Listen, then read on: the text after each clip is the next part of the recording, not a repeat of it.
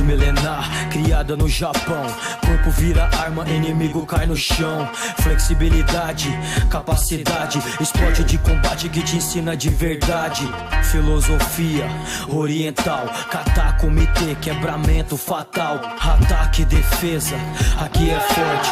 No contragolpe tem que ter sorte. O Shiro, Geri, chute lateral, se pega na costela, fratura é mal. Jaco, Suki, direto no nariz, se não bloquear vai abrir um chafariz. Yama, Suki, estômago e testa, perde a respiração, fica tonto, já era. Nagashi, Uki, Gedan, Barai.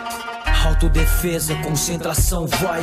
Karate, Shotokan, Kyoko, Shinkai, Shoto, Ryu, Machida e outros mais. Máximo respeito, cada um no seu estilo. Treinamento duro, condicionamento físico.